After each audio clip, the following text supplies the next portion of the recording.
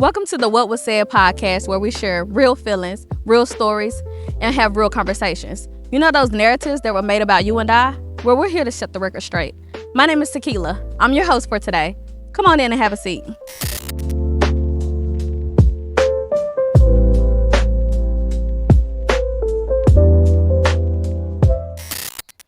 Welcome, ladies. Hi. I am so glad that y'all are here today. This topic has been on my brain for forever. I've been sitting on it, and so I am glad that you two have chosen to join me today to discuss being pregnant in the Christian home, Christian church, the African American, let me be specific, the African American Christian church. And so today we have Hi, thank you for having me, first of all. Yes. I am Annette Hilliard. I am from Wilson, North Carolina. I am the mom of 2 boys, and I am currently a qualified professional for a mental health company here in Wilson, Yes. and I work with kids who are at risk. And let's give her applause. She did just graduate. Yes. Got her master's. Oh yeah, about that. Okay. And I'm Latessa Sharp. I am the mom of 2 boys and 1 girl. I have 3 granddaughters. I have 1 granddaughter and 2 grandboys. I'm nervous. I am sorry. I am currently a caregiver to my disabled son and a stay-at-home mom. Welcome. Thank So you. glad y'all Thank are you here. for So having glad. So we want to start off. We're gonna hit them. We're just gonna go ahead and hit All them. right, let's go. Let's go. I want y'all to share your story. So how old were you when you became pregnant? And what was like for you at that time? What was life like? How was Okay. it going? Give it to us. You wanna go first? Okay, this is so embarrassing, but I became pregnant the very first time. I was, if you know what I mean, I was 14 years old when I became pregnant. It was my summer going to high school. Yeah, it was different. For a while, I didn't know that I was even pregnant until I actually started the show. I didn't know anything about anything. Right. And it came about when I started the show, and my mom asked, and we had home pregnancy tests. I think it was like 3 of them, and she still couldn't believe it. So we went to, not the health department, but the place right by the hospital, and she had another test, and they confirmed that I was 7 months pregnant. Wow. When everyone in my family found out. Wow. So did you know what you were having then as well, or it was just? All the appointments came immediately because I was 7 months along. Actually, I'm sorry, I was 6 months pregnant when we had that test done. And yeah, the very first appointment, I found out I was having a boy because I was that far along to be able to tell. And the world started to move. Okay. Yeah. Tell me about So it. what was life Realization. like at that time, like after having him, or how did your family, how did they take it? How did it? My dad was a teen parent as well, and he said everyone makes mistakes, you know what I mean? My mom, she was hurt. I'm too young to be a grandma, and pretty lady, yeah, that's pretty much it for me. But my dad really stepped in to help me not give up on going to school, because I was becoming a freshman in high school, and he really pushed me to, continue to go on, not to be ashamed, even though I still was, but so. Yep. Yeah. What comes with it? What about you, Annette? Okay, so my story was a little similar too, because I actually found out I was pregnant when I was 14, my 10th grade year in high school. Well, going to 10th grade, the summer of 10th grade. And when I found out I was pregnant, I was kind of far along as well. 3/4 weeks is what they said when we were taken to the doctor to see what was going on. And honestly, I was kind of sort of like you. I was in denial. I knew there was something different about me. I was very small, so I wasn't I didn't have a protruding stomach, so nobody would have ever known. I had been to King's Dominion on rides and just didn't know I was pregnant, not intentionally, but just being naive and kind of just oh, I can't be pregnant. It's not gonna happen to me. So when I found out because of course as a girl's mom, you know, that time of the month, you know, there are certain things that your child needs, and I hadn't asked for anything, or anything wasn't being used femininely. So my mom was like, okay, let's, you know, see what's going on. She did tell me firsthand that if I were pregnant, that because I made the decision to make a grown-up choice, that I would be responsible. I didn't get an option of abortion or foster care or anything like that. It was just immediately stated to me that you're going to raise this child, you're going to be okay if this is the case. So when confirmed, we had already had the conversation. So now it's time to share this information with your, at the time, my dad and other people. My dad wasn't happy, but he wasn't present. Right. So he didn't have a lot of say-so about what would happen with the pregnancy. He did not talk to me for 3 years. So I did endure a lot of hurt from my dad, because I guess he felt like, although he wasn't there, he should have had the ability to make the decision as to what would happen. Later down the line, he became a great grandfather, I will say, and he got on board with things. Nobody was happy, but it was kind of like, what do we do here? I did grow up in a Christian family, so now my family has to face the church. Of course, there were things said behind the scenes, whether I know they were true or not. They got back to me about what people thought about me, because I was in the choir and had certain positions that I did. I was a cheerleader in middle school and had planned to cheer in high school as well, but unfortunately I didn't get to do that until like 12th grade. But my family was supportive. They let me do what I needed to do to still feel like a teenager, but there were boundaries, and of course there were rules to know, like, okay, you can't do everything because you're a mom now. Right. Again, with church, I already knew before anybody told me that I couldn't participate in certain things, because of course there were rumors saying that you would have to sit down, or I was the fast girl at church now. You know how that goes, Tekeyla. Yes. So coming from a church, because we grew up in the same church where everybody's families are connected. Right. Of course, it felt different because it wasn't like we were in front of strangers. We were with people who had been together for years, grandparents. Right. Then here comes your mom, and then here come the other kids, so everybody knew each other. Nobody formally told me that it was embarrassing for them, but it was definitely embarrassing for me. Right. And I think, honestly, it made me not want to go to church, because even though nobody said I couldn't come, I just felt like I had pretty much embarrassed my family. Right. Yeah. Well, my story is much like yours. I knew I was pregnant, but I was in denial as well. Like, me, no, you know, at 6 months I found out I was having a boy. When I was having him, everything, like, I would wear hoodies. It was hot outside. I had on hoodies. Yeah, I would even wrap my stomach really tight with like pantyhose, like, so you, when I was getting bigger, just so you wouldn't Girl, see I had a green the coat. pudge. I would sleep. I was still making straight A's. I would sleep every day, all day. And like my mama, she knew that. She asked me the first time, and she was like, "Are you pregnant?" And she was like, "Mama knows." And I'm like, "No," like, you know, getting real mad. And then she made me take a home pregnancy, and of course it came out positive. I was like, "No, you gotta take me to the doctor. You know, you gotta take me to the doctor." And so she took me to the doctor, and the first time I actually went, and they were like, no, she's not pregnant. Oh, really? And my mom was like, are you sure? You know, I think she's pregnant. So my mom was like, no, we're gonna go back. So we went back again, and they told me that I was pregnant. And the lady was kind of like down on my mom, like she hadn't had prenatal care. And my mom was like, well, I brought her, you know, a couple weeks ago, and y'all told me that she was not. I don't know if it was because y'all didn't want the information disclosed to me or what it was. And so, you know, my mom and the lady got into a little powwow or whatever, but eventually I started getting prenatal care. I was in the 11th grade going to the 12th grade, and so I had cheer 9th, 10th, 11th. I even tried out for cheerleading and went out running. We had to do our laps. You know, I was tired, like breathing heavy, and breathing heavy, and I didn't make the team, but you know, everything flow like it was supposed to. Like, you know, I didn't make the team. God's probably like, yeah, you know what's going on. Like, sit down. So I was still trying to do everything, but after I had him, I bounced back. But my family was very supportive. My mom and my stepdad kept my son when I went off to college.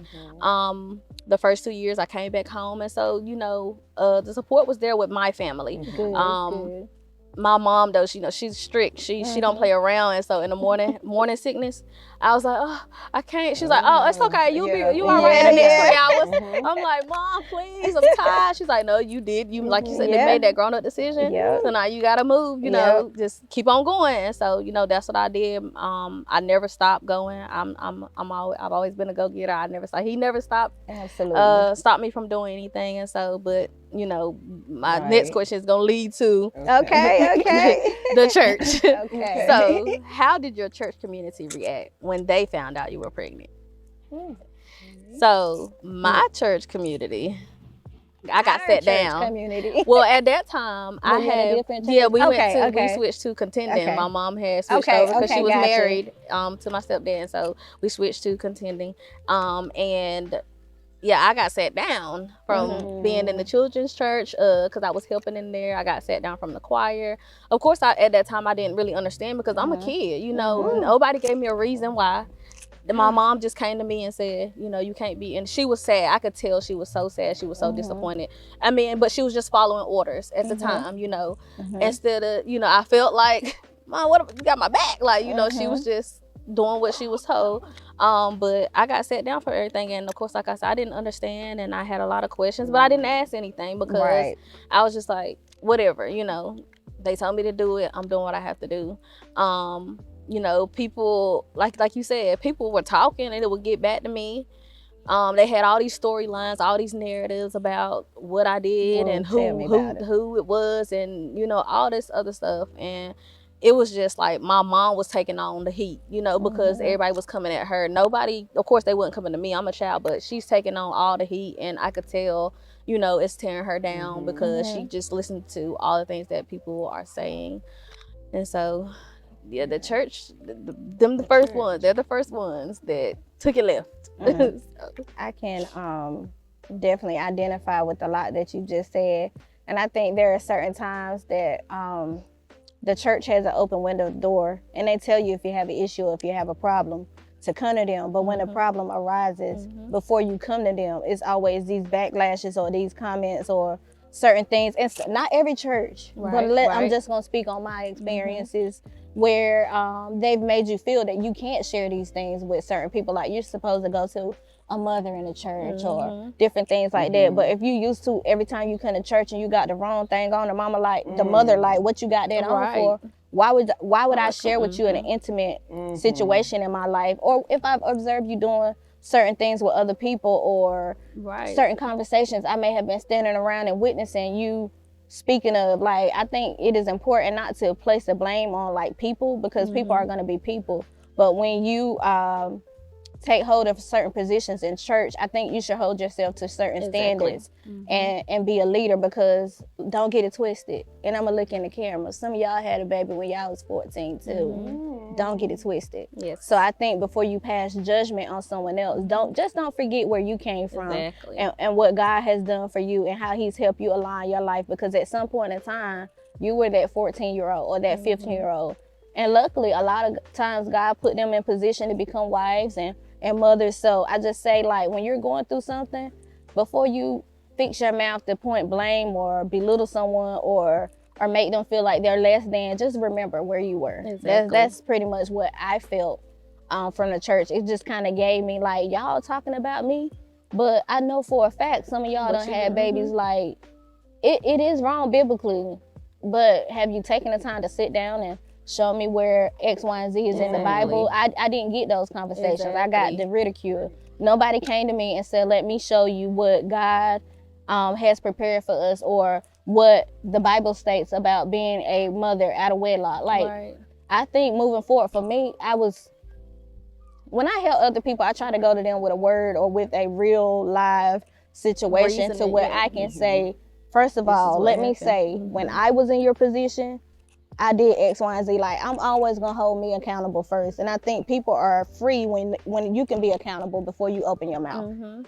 Like, you don't have to tell everything, but don't make it seem like you haven't made any mistakes. Right. And then to piggyback on that, And this is nothing against my mom, but my mom was just straight up like, don't get pregnant, you know what I'm saying, or you gonna go to hell. Like that's basically point blank, period. I feel like, and my stepdad actually apologized for this, and I said, I feel like y'all didn't give me the knowledge about, you know, if you, like, I knew nothing about birth control. I knew nothing about birth control. I just knew, like, my friends were doing it, they wasn't getting pregnant. So in my brain, I'm like, hey, if I even, it was not a conversation in my house. And so I told my stepdad, I'm like, y'all never told me like anything like about birth control. Like that was not a discussion. It was, I guess that they didn't want me to have a reason of where you get on birth control just in case. Like they didn't want a just in case situation. But it's always a just in case. And so and he apologized. He was like, I'm so sorry. You know, you are right. We definitely didn't give you the information about using condoms and doing this and that. It was just not a conversation that they wanted to touch bases on, because you should not be having sex anyway. And so. And see, with me, I was raised by my dad. Okay, so when you talk about conversations being had, no. There definitely won't come. But the only conversations me and my dad had was about softball, basketball, sports. You know what I mean? The best conversations we had was in front of a football game, or you know what I mean? But I'm also one that wasn't really in the church, but affiliated. Like, I don't want to be like black people, only holidays. As a kid, I was in church often, you know, on both sides of my family. But I was never like committed to it. What happened with me was a lot of not feeling accepted in a lot of areas, school, family, or whatever, and me joining a choir was me wanting to be a part of something. This was before sex, this was before, you know, any of that. But in the church, it was to be a part of something, you know, watching my family and the bonds they had, and I just wanted to be a part of that. You know what I mean? So I joined the choir when I was 13. I was going to church prior to, but I joined the choir when I was 13 years old. My dad was driving me from Wilson to, you know, approximately 20 minutes away for choir rehearsal and everything. So in ways like you guys, it was brought to me by a family member about having to sit down. And that was it. Like, and that's what I was telling you earlier. Like, I don't know what happened after that, but it was just like, that was it for me. I never went back, because you're not gonna explain to me why. I don't even know what's going on. Like, I really didn't even know what was going on with, you know, being a mom or carrying a child and basically being shunned. You know what I mean? So once that happened to me, I became very dark. And it knows, a lot of people know, but they didn't never know the reason. And mine was like, God, nobody want to accept me anywhere. Like, what am I to do? You know, so I just kind of turned dark, and don't want to say evil, but like, I just didn't care. Like, whatever happens, happens. I felt like the church turned their backs on me when I needed them the most. And I felt like if a church can do that, why should I have faith and hope in people? You know what I mean? So I just pretty much, don't want to say gave up on life, but for a moment I was in a dark place, and it never resonated until I was an adult. That's the reason I got set down. And you know when it hit me? When I tried to go back to church, and I have no, I'm like Annie, I'm gonna look at the camera, I have no problems with anyone, how they live their lives or anything like that. But when I started to try to go back to church, I think I was in my early 20s. You know, I've always said I wasn't gonna force my kids, but I am gonna teach them there's, you know, a way, you know. So I went back to church, and every time that I try to go back, I just couldn't get it. Like, I just, like, I'm looking, you know, and then I start seeing, God forgive me, because I'm not being judgmental, but, you know, you sat me down, and I felt like at that age, I was put on this earth to procreate, you know what I mean, to give life, you know. Now I'm going to these churches in my 20s, and you got your bisexual or gay niece leading the choir. What's the difference? You got them doing the announcements, the prayers. And that's when it hit me, like, and I think the grudge came. Yes, I had a grudge with the church. The grudge came with the church in my early to mid 20s. And once I started seeing that, then that was pretty much it for me. I lost my faith. Sorry.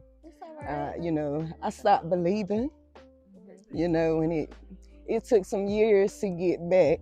Or I'm not even going to say get back, because when you're young, you don't understand what's going on in the church. A lot of times you see people praising God, and you get the feel and you just start crying, and but you in the back of your head like, why am I crying? As a kid, you know what I mean? Right. So yeah, back to the grudge. I held a grudge, and it wasn't a good grudge, but God spoke to me, and I know you're gonna get to that question, so I'm gonna save that. Can I say something real quick about that? Yes. Back to what you said about people believe in other people who are already like in the church and things like that. I just wanted to point out, I think that was an issue for me in the beginning, until I realized that my beliefs were in the wrong people. I was seeking validation from these people who are in the church, certain leadership roles and things, to tell me who I was. But as I grew and began to understand that there is a God, sometimes you get an explanation in a way that doesn't make sense.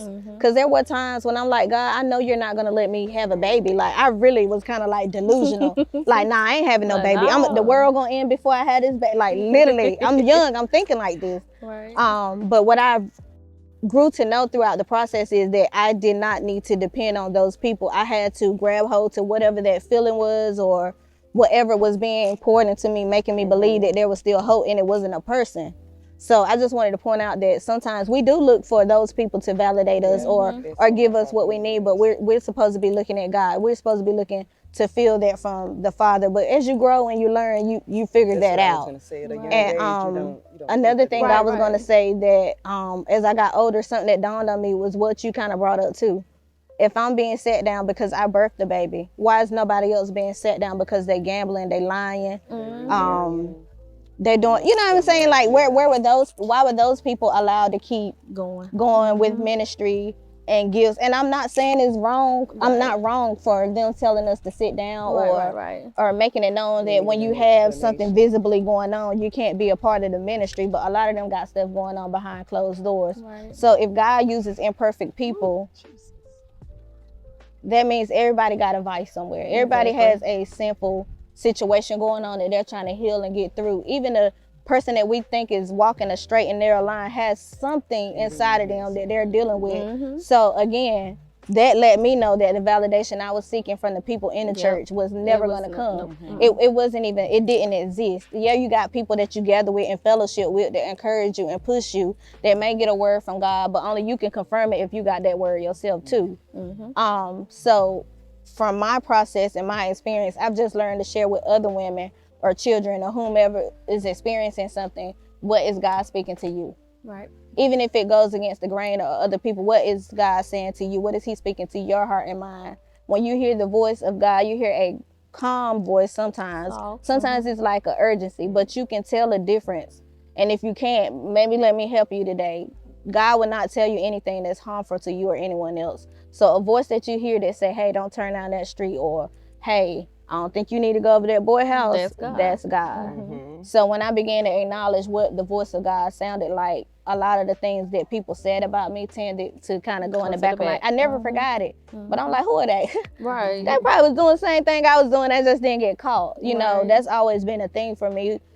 It's easy to point the blame when you can physically see the sin, but can you point blame when you don't know it exists? Right. And so. I think I had a no care. I always had like a no care attitude. And I mean, it's a good thing and a bad thing, because sometimes you know, when my mama say, oh, it's okay, like, why you, I'm young, like, I ain't smoking, I ain't drinking, I ain't, you know, doing all of this, like, I just had a baby, you know, that's what I would say to her sometimes. Or like when the things, like I said, were going on at the church, she was taking all the heat, so I'm just like, it is what it is, you know, my life continued, life went on. But like you, I didn't start, my brain didn't start opening up, my eyes didn't start opening up until I got a little bit older, and I started seeing certain things, and my mom's definitely opened up more avenues for me to be like, okay, let me go back a little bit and let me and you know, things start to resurface. But that kind of leads me into, why do you think the Black church, which often preaches forgiveness and love, can sometimes be harsh towards young mothers? Because they're fighting their own demons and they want to put the blame on somebody else so that they can stay bound. That's it. If I can point out your flaw, that means I can continue with mine. And I think that at some point in time, like I just said, you have to acknowledge that your walk is your walk. And I know I probably brought this up several times on social media. When I was laying on my deathbed, the only thing I heard God say, and my vitals and everything were like, I was on my way out of here almost 2 years ago. And the only thing I kept hearing God say to me, he didn't tell me to worry about my children. He didn't tell me to worry about being a daughter. I think I even was sharing this with my family. All I kept hearing God say was, what did you do when I told you to do? And I was just seeing different, it was like scenes, almost like as if you were looking at a TV, were flashing before my face and before my eyes while I'm laying there. And God showing me, when I told you to do this, what you do? When I told you to do this, what you do? Where did you go? Who did you talk to? Why did you, you? It was all about me, the man in the mirror. And I think when we learn to focus on us and who we are, the stuff that other people do, it won't bother us. It won't bother, and it's still a journey for me. And I came a long way because I have always been defensive to the point where I allow people to dictate how I feel about me. Like somebody could say, oh yeah, such and such don't like you, yada yada, and it would break me down. Like at my big age, up until a few years ago, I was not able to put what somebody said about me to the side and just leave it there. Now I'm getting there. I'm not quite there, but a lot of times the things that I would hear people say, even down to family, when I got pregnant, I heard that I was the reason that my son's father couldn't attend school. I ruined his life, all this other stuff. And praises be to God for me having a good child's father at a young age, because his family and him, Tion, was very supportive. We both were allowed to go off to college. Now, what he chose to do was his business. I went and I handled my business and did what I was supposed to do, you know, but we pulled together as a family. Luckily, I had that support, and it wasn't a situation where I was a single teen mom, because my son's dad was very much in his life, and his family was as well. But there were, like my family, I was hearing all types of stuff. I was stripping to take care of the boy. Like, dang, where the money at? I ain't got none. You know, like all types of stuff. Like there were certain family members where I were not allowed to go around, or they couldn't go to stuff. When I had my baby shower, when I had my baby shower, I had like maybe 4 or 5 people there. And it was not people that y'all probably saw me with or see me with now. No offense to them, loving to death, but I'm just being transparent. Like, even those people did. It's like, what you think I'm gonna tell your child to go? Let's go do it. You know what I'm saying? Like, what? No, I don't want that. They probably were already doing it, but I was the one that was put on Front Street. But you know what? We were that was done to us for this. You know, for an occasion like this, because some people would keep that inside and never share where God brought them from and keep it for themselves. Everything we go through is for someone else. So I gathered that. But again, like, church people, y'all gotta do better, man. No, for real. Like, I don't want to be one of those church people that when that young girl comes in pregnant, I'm like, I just seen her up there buying sneakers and Foot Locker, but she at the church wants some milk. I don't want to be that person. Yeah, no. You know, people they're coming for what they need, and if God puts it on your heart to be a support, why you worried about what she bought yesterday? Either do it or don't do it. Like, it's that type of thing. Or like, be mindful, watch your words. People say words don't hurt. Yes, they do. Yes, they do. And a lot of times they stick longer than a physical hurt, unless it's like something that's going to carry along in life. But we can usually bandage that up and move a little forward. But things that people said and did to me, I still feel that as an adult. Like, I can remember being pregnant on homecoming court and hearing that my friends had to fuss the teacher out. Or like English class, do you remember that? We were in English class and the teacher stood up and said to me, I would never be able to be a good mom. I would be I would raise my son in poverty. I would never be able to raise him and be financially stable because he didn't have a dad in the home with him. Hey, I heard Hey girl, look at me now though. Things like that, but that was my drive. I took my son to the doctor before. I said this on my page. Went to the doctor. He said the same thing to me. Do you realize what you're doing to him? You can't even parent him. You're gonna grow up poor, all this other stuff. I stopped taking him to the doctor and would only allow his grandma to go because I didn't want to face that man. But, you know, there's a big God that looks low, and he look at people like us, you know. So for me, at this point in time, I can honestly say the church launched me to greatness in a way that I didn't think it would happen, because the more ridicule and disappointment that I received from them made me want to prove them wrong. Like, okay, well, they said I was this, let me do something different. I'm that person that if you say something about me and I could make it happen and it be opposite and you be a lie, I'm gonna do it. It probably shouldn't be that way, because I don't have a prove a point to anybody. Right. But But that's gave me my that push. yeah, so. that was my way of coping and moving forward, you know, with life. Yeah. And I can say my friends were very supportive. I had my baby shower at Faith Temple. It was packed out with cheerleaders. All my friends, they came out, gave gifts. It was so surprising for them to show up, because it's like they're so young like I am, and they were still there supporting me through it all. Yeah, they understood. They had my back. They were just they never left me out of anything. And so like I'm so appreciative of those ones, because I still talk to them every once in a while. You know, one of my friends is my son's godmom, Brittany Armand, breast cancer awareness. Right, okay. Here we go. But yes, like I love my friends. They were there. And so yes. And I was like when we were told about what the podcast would consist of and the guests, we had no idea that we were going to be up here together. You had no idea what our relationship was, but that's God, you know. Yeah. This is my bride right here. We went through our pregnancies together. I had my baby on January 28th. She had the money on February 22nd. So we literally did our pregnancy together, unintentionally but intentionally. And when I tell you I had my green coat on zipped up, she probably had her coat on zipped up. I'm talking about we did everything together, and it was good to have a support like that to go to her and know, like, Tessa, when you went to the doctor, what did they say? Or yada yada yada. Like once we found out that we were in the same situation, up until this day, our kids even grew up close. We had took them to take pictures together and everything, girl. So, and they graduated together. They graduated high school together. And doing great. yeah, her son is a registered nurse. My son is a teacher. You know, he went off to college, graduated. And, you know, God has a way. He just has a way of bringing those people that you need full circle, because I needed her. And I'm pretty sure she could probably say the same. Like I said, when, you know, the church turning their backs on me when I needed them the most. But me not understanding, God was sending people in place of what I thought I needed or what I thought I wanted. So yeah, you was one. And then not just you, but we also had a group at Bedingfield. Yes, we did. For teen moms and teen dads. And I think we met, like, I want to say on a Wednesday, like the first Wednesday out of the month. And you just get there with them and you're like, we're the same. We're all the same. Yeah, I'm not an alien. Like, and they were giving, who I can't remember who did. Was it Miss Cox? I think it was with the outside. I think it was with the health department. DSS, yeah, health department or DSS. Was it called Baby Love or something like that? I can't remember. Yeah, it was. Like okay. I think Baby Love was a separate program. Yeah, that was when you go to the health department. Yeah, and they give you like all these. You talk to like one person. My person was Miss Erica. I love you, Miss Erica.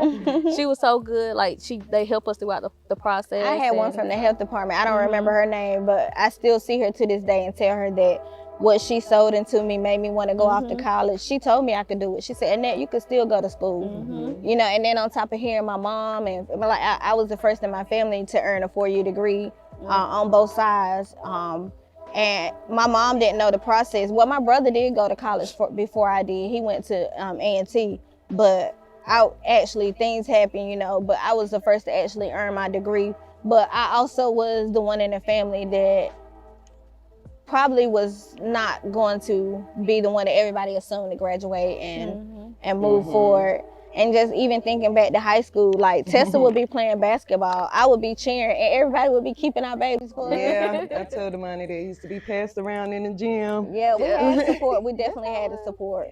And I want to tell Mr. Edgerton, my 12th grade AVID teacher, I made it. I did it because you had so much to say about how disappointed my mom should be of me and blase. But guess what? I am here. My son is about to graduate. I have a BSW, getting my master's. Okay. So yeah. Clock it. I think I got a couple of those. We did it. Okay. Yep, I got a couple of those too.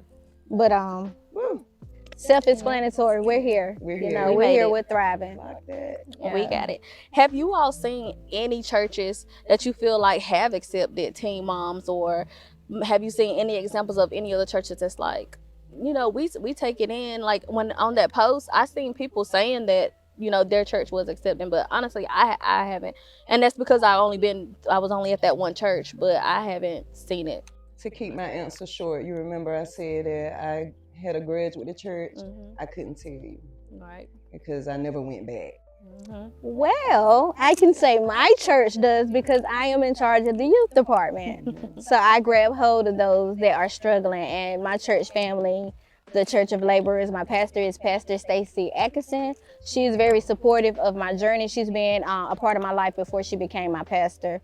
And yeah, I get to give back what wasn't given to me, if that makes sense. And there are, my church family knows and they can vouch for me. When I see whether it's a pregnancy situation or a teen that's struggling, I'm gonna grab hold, especially if their parent is okay with that. When we have our youth events, a lot of times, a lot of the kids that are connected to myself and one of the other members of our church, Sister Ellis, which is my best friend that I grew up with, we pull in and we just give them non-conventional advice biblically, if that makes sense. Like, if you come in, we don't expect you to come with church clothes on. Right. If you got something going on, we sit down, we talk about it, we go to the Bible, we find a verse, we break it down. Like, we do this even if we're not at church, because I work at a school and so does she. So we have access to kids, and then our children, their friends and their friends' friends come around. And regardless of what I feel, I never want somebody else to feel that. Right. And I'm sure there are kids that can say, yeah, Miss Annette, she kind of hard, but she give it to me in a way that's understanding, non-judgmental. I try not to sugarcoat things. I try to be as honest as possible. I try to remember those areas like where you say you weren't told about sex, or, you know, the conversation that happened.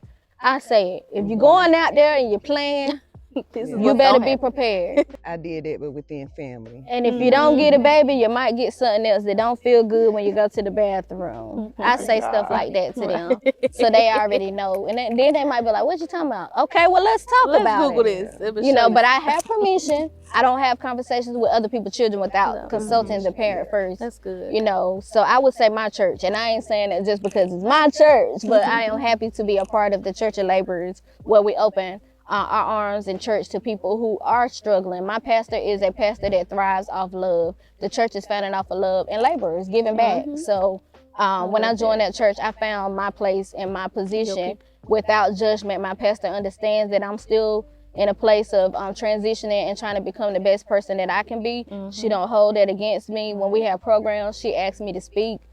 She keep me engaged. I didn't even sign up to be the youth leader. I didn't want to be that. She said, Annette, put her down. I said, no. Like, Pastor, you sure I still cuss a little bit? You know, like, I keep it 100 with her, though. Pastor, yeah, I'm struggling, you know, but I guess she feels as though, I think she feels as though the more that I work, the more that God will open those spaces and pour love into me, so that I know that I don't need certain things and I can be the person He called me to be. Because sometimes we don't realize that we're good enough because of what we've been through, you know. And I've struggled with that, feeling like, oh, not me. No, not me. And I try to like run, or I don't want to do that, but somehow I always end up having, you know, to pull for it anyway. Yes. So with everything that's been going on with self-esteem being tore down, and just how have you rebuilt your self-esteem, and just how have you built your confidence back up? Well, I speak or more where on are faith. you? I said, where are you now? Okay. I'm still struggling. That's probably because I never really had it, like, the support that I craved.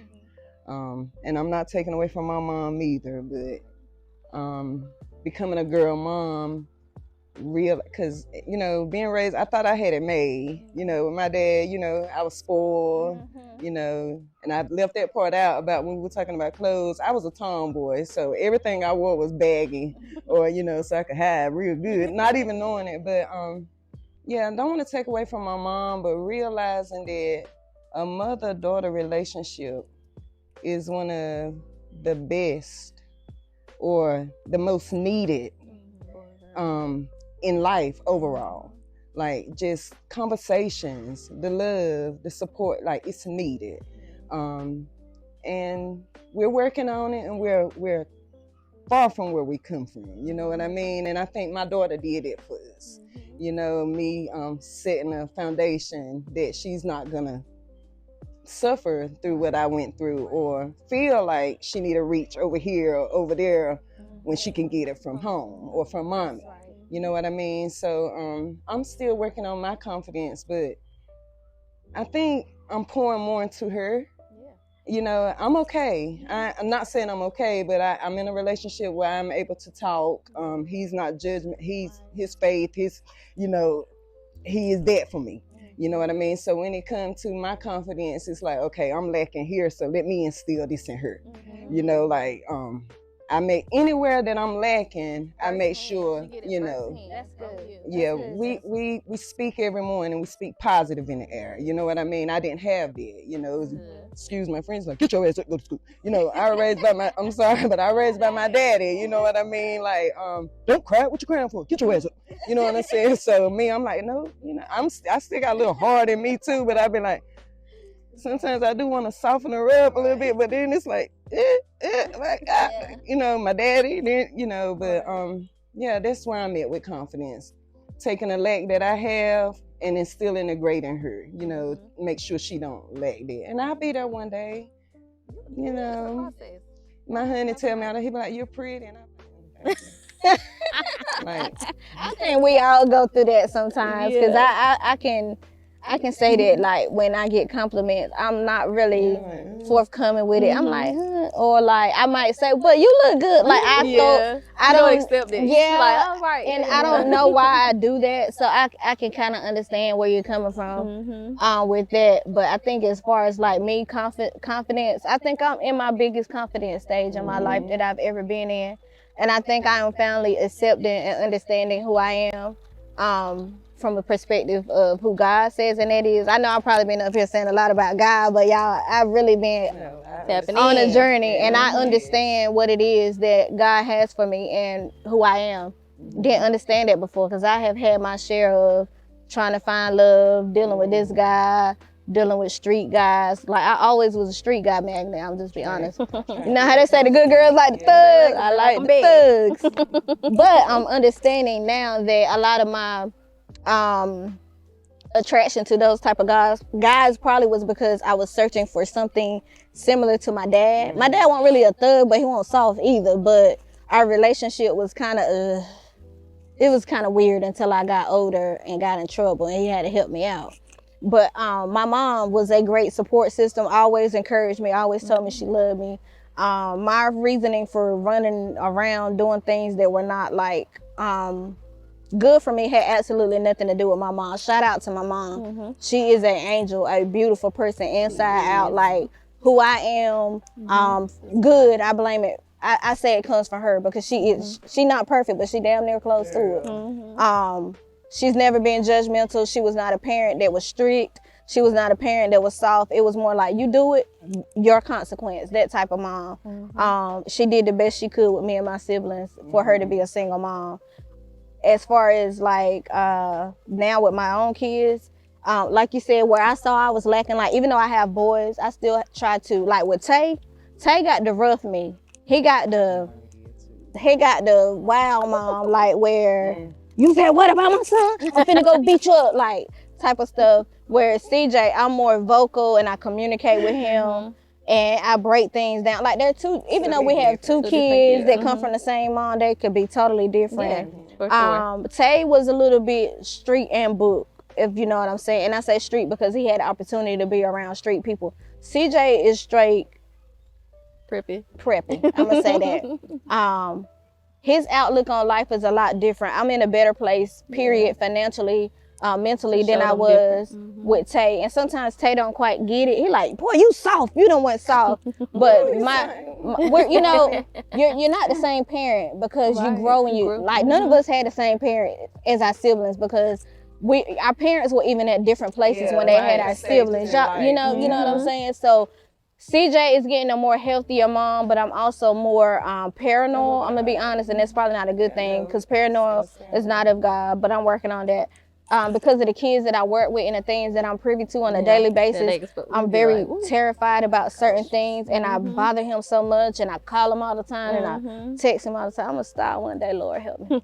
No, and I think he gets the overprotective mom, whereas Tay, I kind of was like, he gonna learn, he gonna go with the flow, and I could see a difference in the both of them. CJ is very dependent upon me being by his side and being there for small things, whereas Tay knew I would be there for him, but he kind of was okay if I wasn't I could there. Be independent. I'm good. Yeah, not CJ. He like, you ain't on your way. Where you at? I'm like, I'm on the way. You know, so I don't think that. Again, like I think because I am more confident and I am more aware of what's going on with me and around me, I'm not gonna say I'm a better parent because I feel like I did the best I could with my first son. I will say I am in a place of where God has shown me certain things now as an adult that I can give to CJ that maybe I couldn't give to Tay because I didn't know. I didn't know. So normally, and it's crazy because you asked that question, Tekeyla, like a couple of months back when I did another podcast, I couldn't say this, that I was confident. Right. But I feel like I'm in the most confident space of my life today, like presently. So, yeah. Okay, I want to do a quick check-in with you all. So if you feel like you are having similar issues or, been going through mentally with some of the things that we have discussed, comment below so we can talk to you. My Instagram is at TekeylaXOXO. Mine is at OG Annie Lynn.